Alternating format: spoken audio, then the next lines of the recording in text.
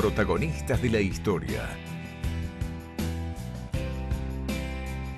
Hacedoras de profundos cambios. Luchadoras, caminantes, escritoras. La belleza en todo su esplendor.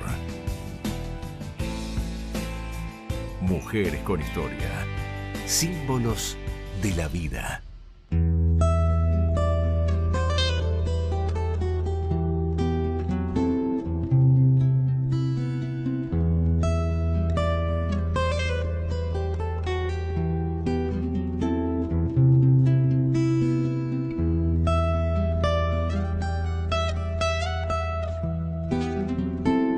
¿Quién fue Lucio Lucero? ¿Por qué nuestra escuela, el Centro 8, lleva este nombre de Maestras Lucio Lucero? Que algunos dicen el Lucio, otros la Lucio, bueno, no sabemos si al final es don Lucio, las maestras. Bueno, nos pusimos un poco a buscar, a investigar sobre quién fue Lucio Lucero en nuestra ciudad de San Luis. Dice en la escuela donde yo trabajo, la Lucio Lucero, un señor que se llamaba Lucio y que tenía el apellido Lucero. Bueno, no era así. En algún momento dicen algunos historiadores que han investigado, los que son expertos en el tema de la cronología y la investigación de las familias con estirpe, digámoslo así, de que en algún momento puede haber sido, pero que después quedó el apellido compuesto. Los apellidos compuestos son muy comunes en San Luis y en otras provincias tradicionales argentinas. Algunos los conocemos, son muy famosos. No es como en Chile o en Uruguay, donde las personas llevan doble apellido porque el padre tiene un apellido, la madre tiene otro apellido y entonces el hijo lleva los apellidos del padre y de la madre. O como es en Inglaterra, que la persona lleva primero el apellido de la madre y después el del padre. O en Brasil, que también es distinto. Acá el doble apellido daba significancia a una estirpe. Evidentemente, si uno estudia un poco el tema, la familia de Lucio Lucero era una de las familias que se afincó más temprano en la provincia de San Luis. Para hablar de las Lucio Lucero nos vamos a remontar a 1691, que vino de España Luis Lucio Lucero, que era caballero de la Orden de Santiago. Un hombre que había ofrecido grandes servicios a la patria, entonces le fue a su patria española en el momento, y entonces le es concedido una merced de extensiones grandísimas de terreno acá en San Luis. Cuando llega este hombre, que era caballero, es decir, tenía un título nobiliario, no era cualquier persona. Él, bueno, viene en ese momento con su familia, pero tiene hijos, después vinieron hermanos. Todos los descendientes de don Luis Lucio Lucero pertenecieron o a las milicias, o al ejército de los Andes, o al cabildo. Esto, según las épocas, ¿verdad? Esto nos está hablando de la familia Lucio Lucero, que era una familia de alcurnia en su momento, con una preparación intelectual muy grande. Y entonces, por ejemplo, mucha gente ha escuchado hablar del coronel Cecilio Lucio Lucero, de Tomás Lucio Lucero. Es más, nos encontramos, por ejemplo, en 1805, Fray Benito Lucio Lucero, un sacerdote de la familia descendiente de don Luis. Fray Benito Lucio Lucero votó en el Cabildo por la diputación de Juan Martín de Porredón ante la Junta Grande para representar a San Luis.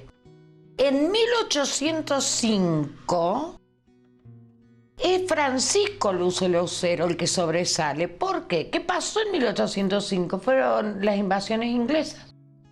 San Luis aportó voluntarios, como todos sabemos, lo dio todo, como dice Esteban Agüero, Y Francisco Lucio Lucero condujo los voluntarios y luchó a la par de ellos en contra de los ingleses.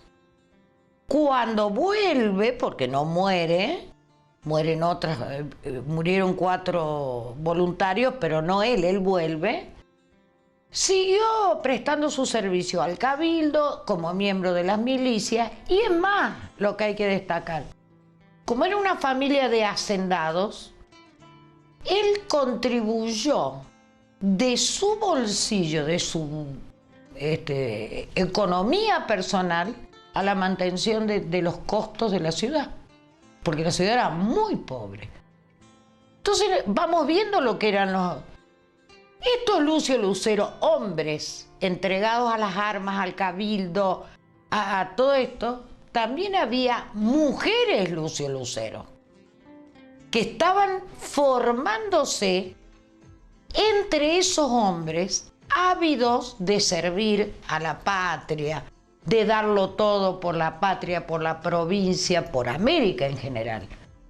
La prueba la tenemos el coronel Cecilio Lucio Lucero, que hizo toda la campaña libertadora con San Martín.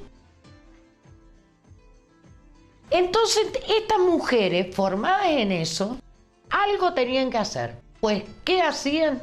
Se dedicaban a enseñar las primeras letras a los miembros de la comunidad mientras sus maridos estaban en batallas, en campaña o en el cabildo o donde estuvieran.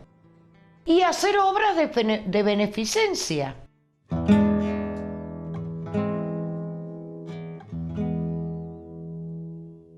Se transforman en una familia acaudalada de San Luis. Por eso es que las hijas pueden estudiar.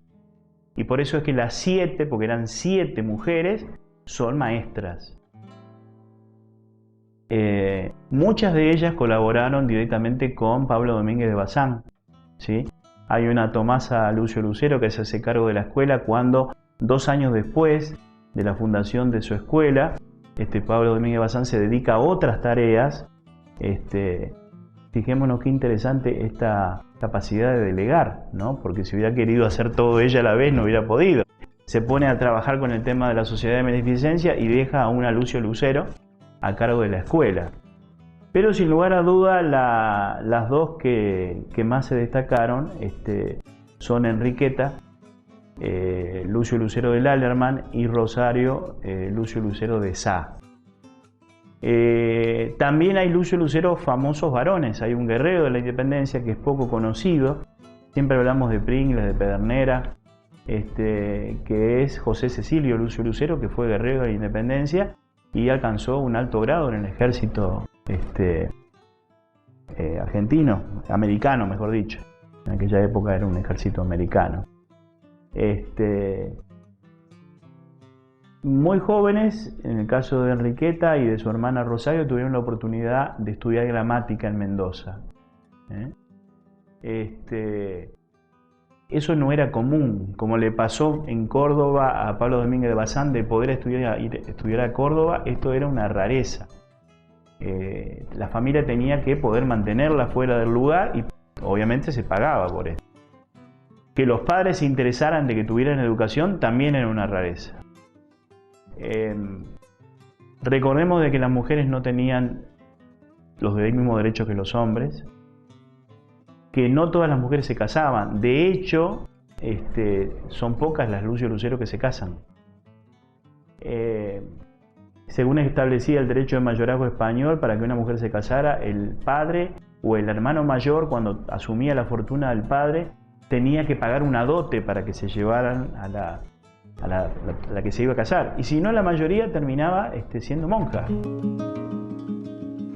Enriqueta tuvo la oportunidad de estudiar. No se sabe precisamente cuándo fue su nacimiento. Los historiadores lo ubican en la tercera década del siglo XIX. Y su muerte se ubica allá por 1912, cuando gobernaba en San Luis Adolfo Rodríguez Sá, el Pampa Sá, y en la Nación en 1912 gobernaba Roque Sáenz Peña, el autor de la ley Sáenz Peña. Digo un poco para contextualizar su vida. Es una vida del siglo XIX, Y ellas y su hermana fundan una escuela particular. De hecho, la escuela particular la funda Rosario, que también tuvo una vida muy dura porque estuvo casado con Lanza Seca, con Juan Sá, que vivió gran parte de su vida exilado de San Luis y de la Argentina incluso. Por lo cual estas mujeres buscaban a veces en un trabajo, es decir, en una tarea que ellas querían convertir en trabajo, una parte de la solución de sus vidas. Tenían la vocación, tenían el amor a los chicos, especialmente a las niñas en este caso, porque ellas se dedican a la educación femenina, pero también consideraban de que su trabajo tenía un valor y que debía ser retribuido. Así que Rosario Lucio Lucero de Sá, muchas veces sin su marido, seguramente utilizó mucho de su trabajo para que su familia saliera adelante. Bueno, estas mujeres establecen una escuela, esa escuela va creciendo, se va desarrollando, en un medio difícil, donde la educación no tenía la importancia que va a tener después en San Luis.